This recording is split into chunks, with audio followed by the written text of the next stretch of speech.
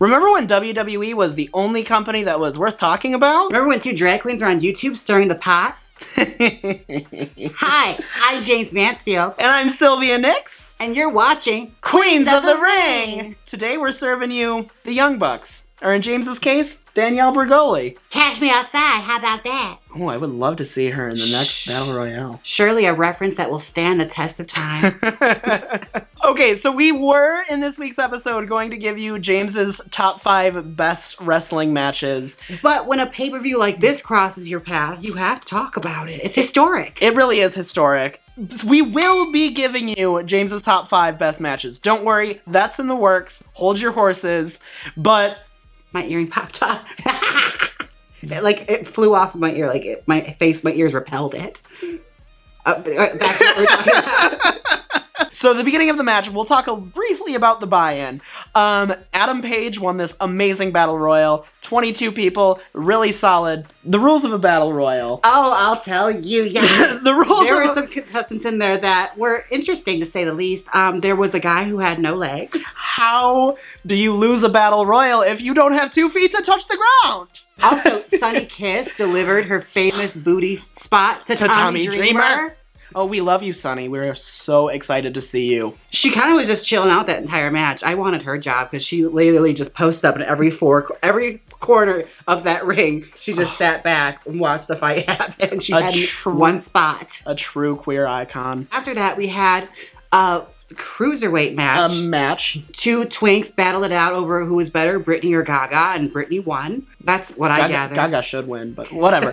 Anyway. She's having a hard time right now, okay? I guess. Free Brittany. I'm gonna leave Brittany alone. But anyway, the card started out with quite possibly the worst rendition of the national anthem since Fergie attempted it. Girl, Harmony, we don't know her. No. All right, first match of the evening. Official match of the card, I should say. SoCal Uncensored versus the Japanese contingent of the Strong Hearts.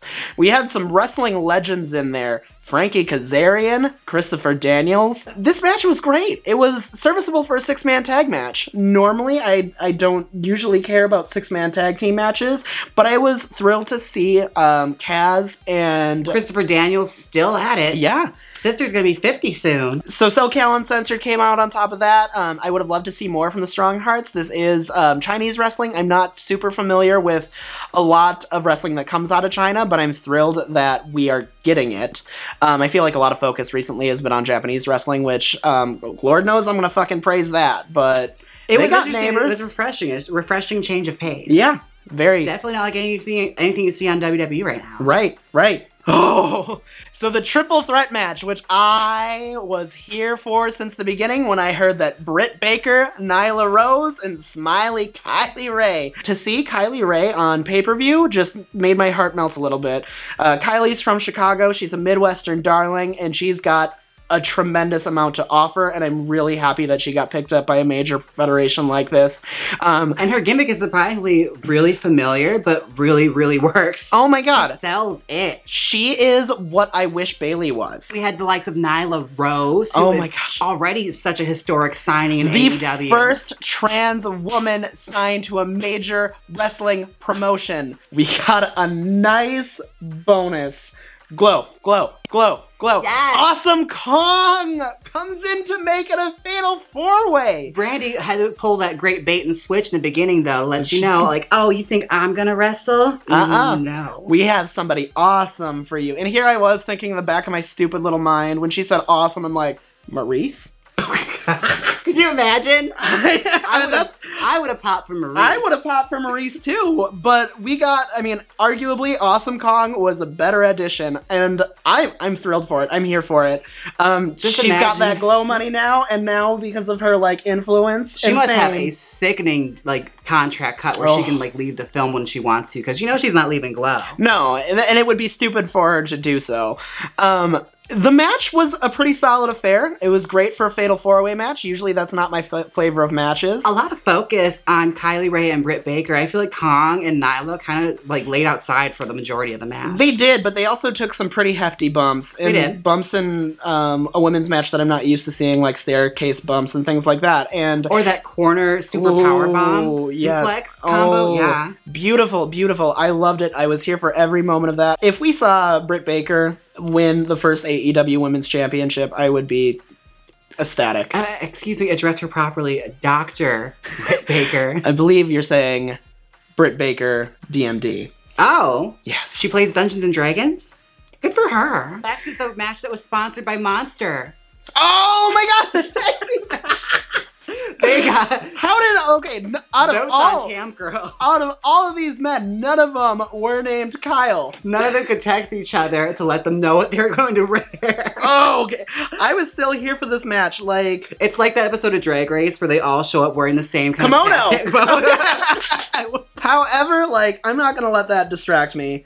I think that WWE, I'm going to throw subtle hints of shade towards them. I think I've gotten so used to their stale tag team market that this match just blew me away. Oh, yeah. It was a spot fest. My favorite spot was the spot I got in my pants after seeing Trent Beretta. He was a cutie. Daddy. Yes. And best friends. Okay, that's another thing. AEW is, with the whole best friends gimmick, and AEW in general feels like it is a very queer-friendly wrestling promotion. So I applaud them for that. And the ending of that match, too, with the two teams hugging it out. Yeah. Fantastic character work. But who the hell were the people who came out after that? Girl, the audience felt the same way. The crowd is, who are you? Who are you? It's like, same girl, I don't know. Speaking of the audience, hey Noelle Foley. Girl, we saw you. Mm-hmm. You're getting written up. Oh, yes, ma'am. You're not getting that WWE Network coin no more, girl. Ooh. After the whole Who Are You fiasco, we had another incredible tag team match. Forgive me. Hikaru Shida, Riho Abe, Ryu Mizunami, versus Yuka Sasaki, Emi Sakura, and the legendary Aja Kong. Basically, it was a scary Japanese lady tag team match, and my god. Hella hard-hitting. I'm kind of a sucker for Aja Kong. Aja Kong can literally just stand in the middle of the ring and do fucking nothing, and I'll be there like, yes, shit, you do that. I was like watching her as like, she is frightening. Well, I want to see more of her. I love to see just a big old bitch who just throws stiff hits and just looks like she is just intimidating the house down. And that is exactly what we saw in this match. Aja is all that, girl. Not to discredit the other ladies, because no, it was a spectacular. We had Freddie Mercury in the ring. Yeah, no, and that's the thing. I popped like I'm guilty. I wasn't too familiar with the works of any of these women, but like when we were watching their entrances, at least twice, I looked over and I told James like I like her. And then I love her. It was great. And they were doing everything the men could do, only backwards and in miniskirts. Mm-hmm. But I can only imagine what it feels like to get a kendo stick taken to one. And Aja Khan gleefully got her receipt with that trash can. Oh my god.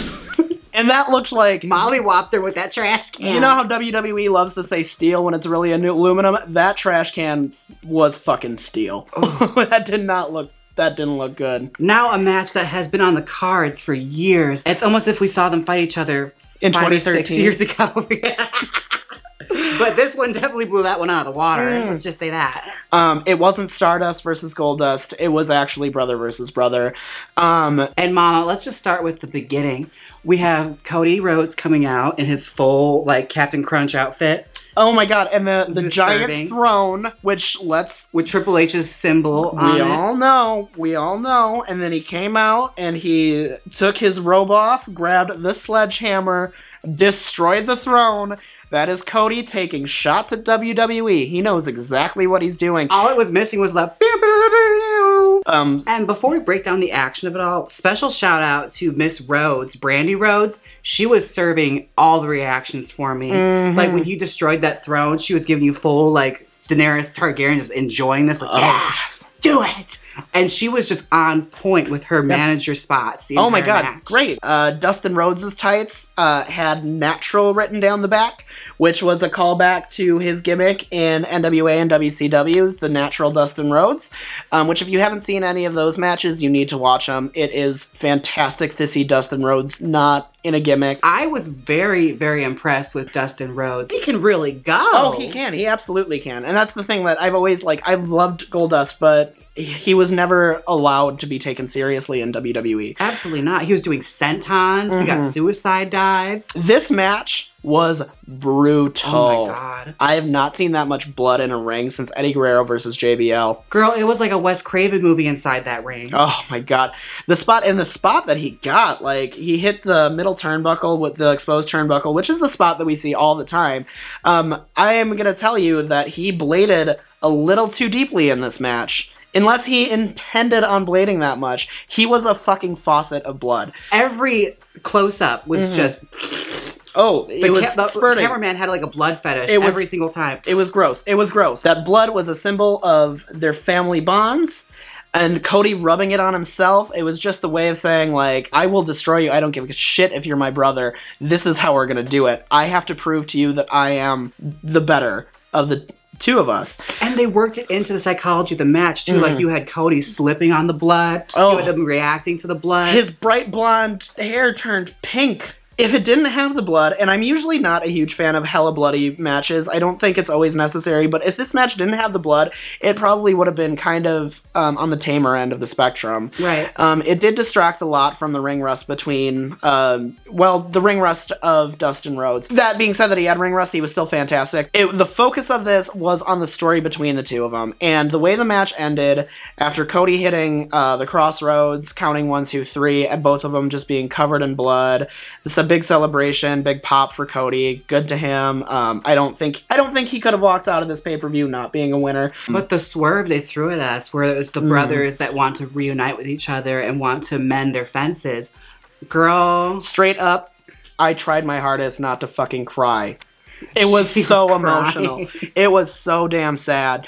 For Cody to say, I don't need a friend to be my tag team partner. I need my brother. And his voice cracked. Girl, that's good.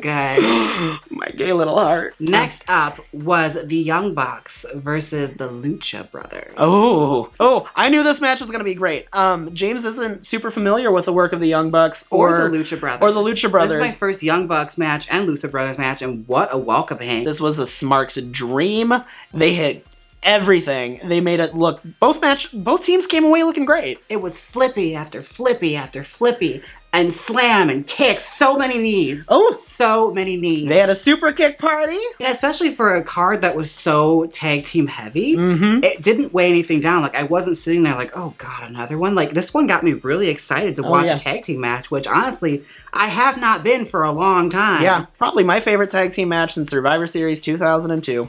That's a long time, girl. Which brings us to our main event. Oh, the grandeur, the glory. Grandeur, the glory, the muffin top. The dad bod. Oh, the dad bod of Chris Jericho. The dad bod was real on Chris Jericho in this match. Chris Jericho versus Kenny Omega. Not even that, you have to start with the sponsor, Cracker Barrel. Oh my god, the Cracker Barrel. They had a huge, they were one of the sponsors of this event, and we didn't see anything about any of the sponsors until Chris Jericho sees the fucking Cracker Barrel in the corner. Get this shit out of the ring.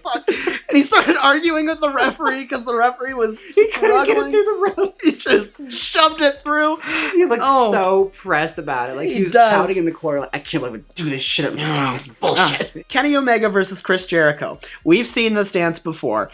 And I'm not saying there's anything wrong with a rematch. However, I am going to be the person who you're all going to hate right now. This match was not as good as it could have been. They did better in New Japan, but it was a good way to cap the night. I was a little underwhelmed by the finish, considering we had 18 false finishes. Yeah.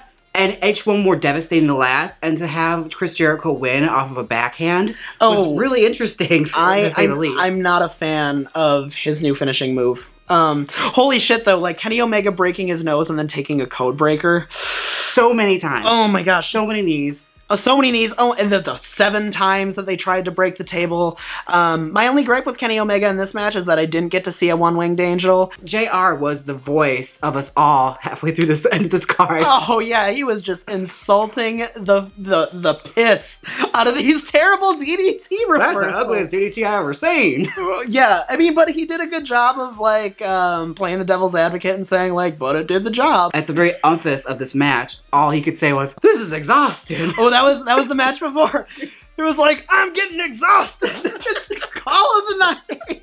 And I don't think either one of us are really trying to downplay this main event. I think we both thought that it was fine. It was serviceable, but we just wanted more out of it. And I will say, like, even though the finish I thought could have been a little better for your first out, they definitely made up for it by their final surprise. Holy shit. Jon Moxley, or as you might know, Dean Ambrose, coming through the crowd. The Lunatic Bangs is in AEW. I cannot wait. Here's the thing. The Dean Ambrose character was like sour milk for me in WWE for the last 2 years. Oh, yeah. But I'm glad that he's going to be getting booked properly in All Elite Wrestling and to make such an emphatic debut at the end of the main event, attacking Chris Jericho, the referee. Chris Jericho, the referee. And going to town on Kenny Omega. What AEW feels like is, or so far from what I've been able to taste between All In and Double or Nothing, AEW feels like we're going to be given NXT on national television. But a more brutal version of NXT, a more thought out, a more for the fans version. I can't believe, like 5 years ago, if you would have told me that Cody Rhodes was as over as he is now, I would have laughed in your face. Honestly. But I seriously can't think of a more perfect person to be running a company that is going head-to-head against WWE. Thank you guys so much for watching. My name, once again, is Sylvia Nix. And I'm Jaymes Mansfield. And until next time, we're too sweet! I thought we were tagging out, but that's fine, too. That works. That too. Click here and see Sylvia's top 5 favorite matches. Or see us discuss power for women in films. Come on, click it. You know you want to. If you don't click it, I'll book you in a first blood with Aja Kong. So click it!